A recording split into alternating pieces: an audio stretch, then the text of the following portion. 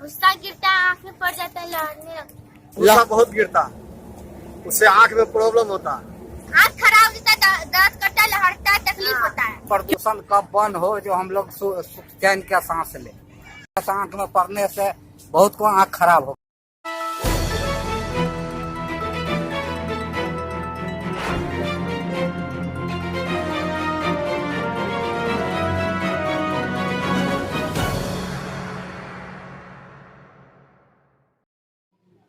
नमस्कार, India news live में आपका स्वागत है। मैं हूं प्रदीप शाह। संडे स्पेशल सबूत के साथ संपादक के छठे एपिसोड में आपका स्वागत है। आज हम बात करेंगे पर्यावरण प्रदूषण पर, मुख्यमंत्री बिहार नीतीश कुमार की सक्रियता और व्यवस्था पर, साथ ही भ्रष्टाचार के चलते सतह पर खासकर सीमांचल के जनमानस के त्राहिमाम की स्थिति पर, स्वास्थ्य पर पड़ रहे प्रतिकूल असर पर, बरसों से जारी हानिकारक प्रभाव पर। कहते हैं कि जहर खाओ न माहौर खाओ, आ मरे के हो तो पूरे नहीं आ जाओ। यह कथा काफी प्रसिद्ध है, लोकोक्ति प्रसिद्ध है। और ये पूर्ण अरण्य, पूर्णिया, पुरैन का पत्ता, महाभारत काल में राजा एकांतवास में जो पांडवों ने एकांतवास किया था, उसके क्षेत्र के बारे में ये बात हो रही है। उस वक्त आजादी से पूर्व भारत और नेपाली क्षेत्र, जलालगढ़ तक नेपाल था। भारत नेपाल संधि 1950 के बाद, और जब छोटा भाई नेपाल और बड़े भाई भारत की भूमि का सीमांकन तय हुआ, तो खैर डिबेट करने की बात नहीं, बात हो रही है आज सबूत के साथ संपादक। और इसके संदर्भ में जो बात है, ये पर्यावरण के संदर्भ में, सरकार की व्यवस्था के संदर्भ में, मजबूरी के संदर्भ में। वैसे तो आज पर्यावरण संरक्षण एक वैश्विक समस्या बन गई है। समाज और प्रकृति के बीच समव्यवहार इतना व्यापक हो गया है कि पर्यावरण के प्रश्न का क्षेत्र भी काफी व्यापक हो गया है, जो बड़े स्तर पर मानवता को प्रभावित भी कर रहा है।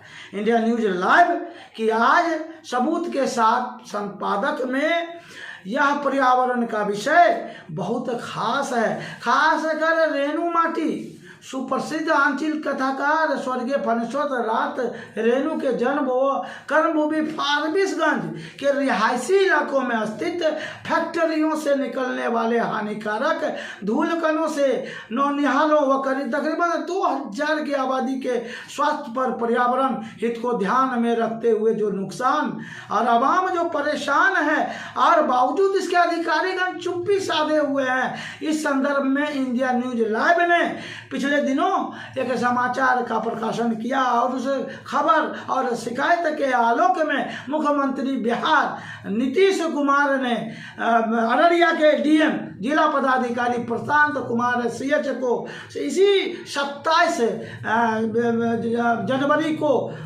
मामले में संज्ञान लेते हुए निर्देश जारी किया। कार्रवाई क्या हो रही है ये बाद की बात है, लेकिन मुख्यमंत्री काफी गंभीर है, मुख्यमंत्री की सक्रियता है।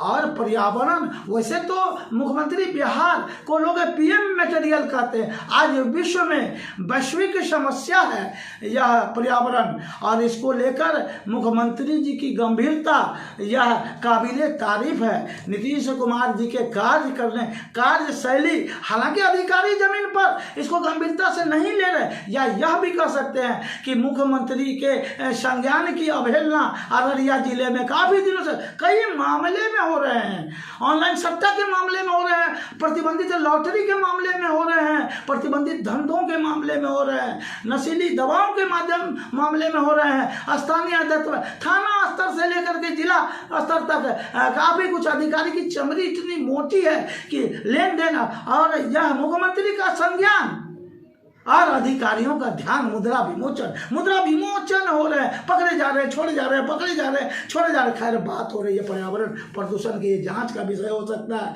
हर एक सीमांचल के हर एक क्षेत्र में ये जो तीसरी आंख है उसके निगहबानी में प्रशासनिक इकाइयां, खासकर थाना पुलिस विभाग है।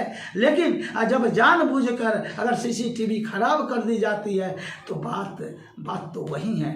जब बाप बेटा पंचायतिया अपराध का दाम 3 टका, तो यही भ्रष्टाचार है। इस भ्रष्टाचार पर मुख्यमंत्री का बार खाली न चला जाए, इसलिए इंडिया न्यूज लाइव लगातार मुख्यमंत्री का ध्यान आकर्षण कर रही है। संज्ञान हो रहे हैं लेकिन अधिकारी कार्रवाई नहीं। अररिया जिले में 1 दर्जन से अधिक मामलों में मुख्यमंत्री ने संज्ञान लेकर जिला प्रशासन को दिया। जिला प्रशासन की कुंभकर्णी नीति ऐसी वो कार्रवाई करते ही नहीं, और कार्रवाई कर रहे भी रहे तो पता नहीं है। खासकर इंडिया न्यूज लाइव को तो खास तौर पे पता नहीं है। अब ये जांच का विषय हो सकता है, मुख्यमंत्री जाने और उनके अधिकारी जाने, लेकिन पर्यावरण प्रदूषण को रोकने के लिए इतना जबरदस्त कानून, और इतने जबरदस्त कानून के बावजूद वायु प्रदूषण रोकने के लिए तो सख्त कानून है।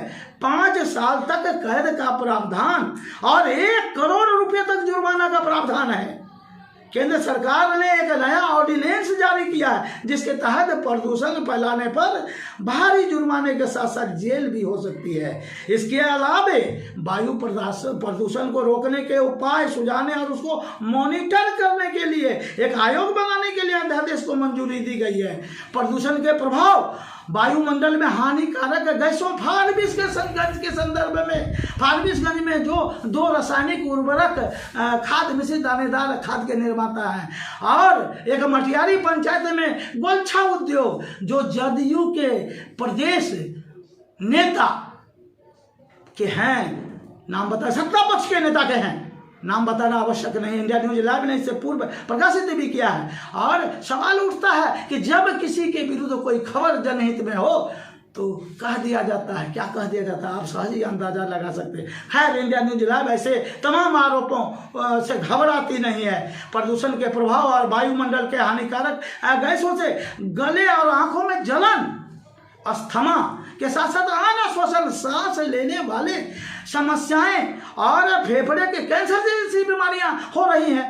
विकिरण के स्तर में वृद्धि से त्वचा कैंसर का खतरा फार्मेशन में बढ़ गया है, और वायु और ध्वनि प्रदूषण के कारण वन्य जीवन के प्रतिकूल रूप से प्रभावित भी होते हैं। खैर ऐसी तमाम बात होने के बावजूद भी जो अभी हाल ही में मुख्यमंत्री ने दिखाया, ये अभी गणतंत्र दिवस के अगले दिन 27 जनवरी को मुख्यमंत्री ने फारबिसगंज के संदर्भ में इंडिया न्यूज लाइव के खबरों और शिकायत के आलोक में जो जिला पदाधिकारी को संज्ञान और निर्देश दिया है, वो क्या कार्रवाई होता है वो देखने की बात है। लेकिन इससे पहले स्थानीय विधायक विद्यासागर केसरी के द्वारा विधानसभा में उठाए गए प्रश्नों के आलोक में क्या कार्रवाई हुई, सांसद क्यों चुप है प्रदीप कुमार सिंह। और सबसे बड़ी बात है कि मुख्यमंत्री के जनता दरबार कार्यक्रम में इसी वायु प्रदूषण को लेकर इसी अभी गत वर्ष के अंतिम महीने में 20 दिसंबर को सामाजिक कार्यकर्ता पवन कुमार मंडल को बुलाया गया था, कुरवा लक्ष्मीपुर उनको बुलाया गया था, और महेश्वर प्रसाद उर्फ बैजू कुमार इसको भी बुलाया गया था।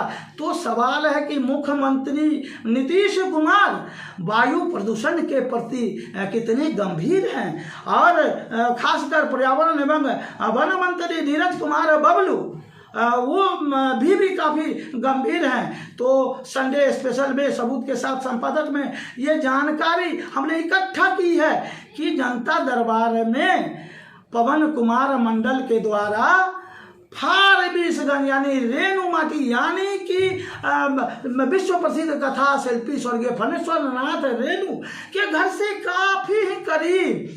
काफी करीब जो गोरख धंधे चल रहे हैं, ये गोरख धंधे राजस्व की दृष्टिकोण से तो सही है, पर क्या आपको ये मानना होगा कि देश भर में, पूरे विश्व में पर्यावरण एक वैश्विक समस्या है जिससे कि मानवता प्रभावित हो रही है। अगर केवल भारत के संदर्भ में लिया जाए तो देश भर में उद्योग से 52% वायु प्रदूषण के जो 3 स्रोत हैं, औद्योगिक उत्सर्जन, वाहनों के उत्सर्जन, घरेलू उत्सर्जन, इसमें आंकड़ों के आधार पर देखें तो देश भर में उद्योग से 52%, परिवहन से 27%, कृषि से 10%, उपभोज्य तथा वाणिज्यिक उत्पाद से 8%, अन्य से 2%, और घरेलू जो खाना बनाते हैं वाणिज्यिक और आवश्यक ताप से जो वायु प्रदूषण हो रहा है वह 1%। ये जो प्रदूषण हो रही है हमारे आम जनजीवन पर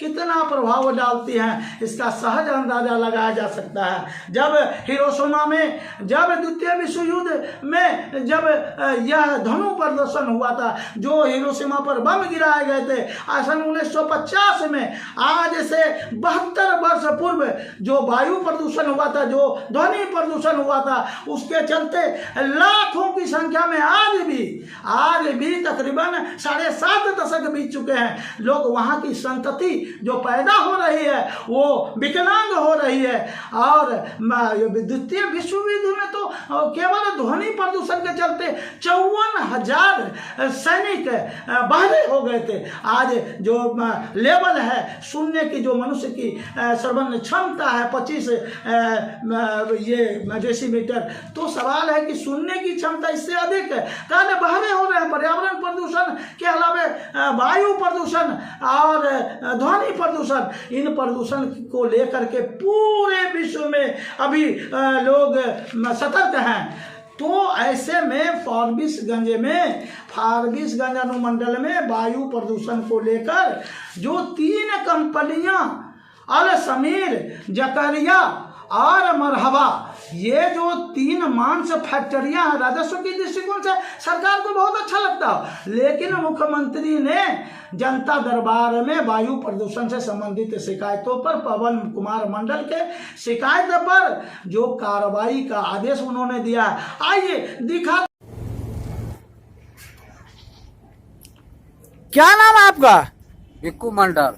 क्या परेशानी है? परेशानी ये है जो यहाँ पर प्रदूषण बहुत फैल रहा है। मिल जो है, मिल के भूसा और गर्दा जो है बहुत आ रहा है। यहाँ पर बाहर में बैठना या खाना सोना सब दुर्लभ है। यहाँ पर बहुत परेशानी पूरा गांव वाला के, इसलिए हम लोग चाहते हैं ये प्रदूषण कब बंद हो, जो हम लोग चैन का सांस ले। ये कब से हो रहा है परेशानी? कम से कम 3-4 साल से हो रहा है। पहले तो और ज्यादा होता था, अब तो कुछ कम हुआ है, लेकिन अभी भी बहुत परेशानी है। तो ये ताजा परेशानी कितना दिन से चालू हुआ है? ये ताजा परेशानी कम से कम 4 साल से है। तो क्या दिक्कत है आप लोग को इस मामले में? बाप रे बाप, कपड़ा लत्ता, अथी खाना पीना, आँख में जाए छे, सब चीज करे छे। अच्छा, बर्तन बहुत भाड़ा चिली आ रहा, खाना रूम के कनी फोटो खींच के दे दिया कि खाना रूम में कितना पड़ल है। खाना रूम में भी पहुंच जाता है। अच्छा, ये कई लोग कहते हैं कि बच्चे के आंख में भी ये धूलकण जाने से बीमार पड़ा है, लोग आंख खराब हुआ, ऐसा क्या शिकायत है?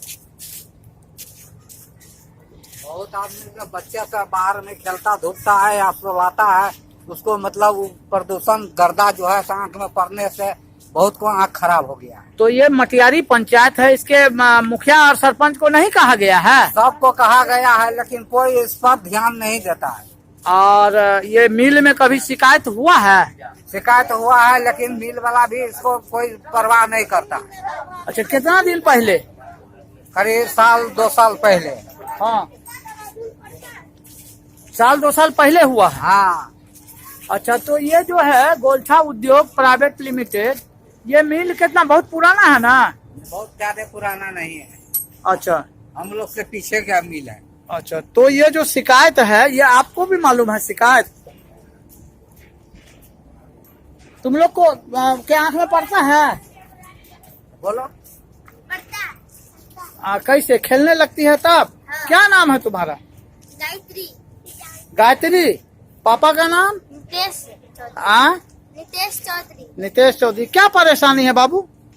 भूसा गिरता है, आँख में पड़ जाता है, लहरने लगता है। लहरने लगता है? अच्छा, कैसा रंग का भूसा रहता है? काला उजवाइट। काला उजला भी है यहाँ आसपास में? हाँ, थोड़ा थोड़ा गिरता है। कहाँ पे दिखाओ? गिरा हुआ है ना।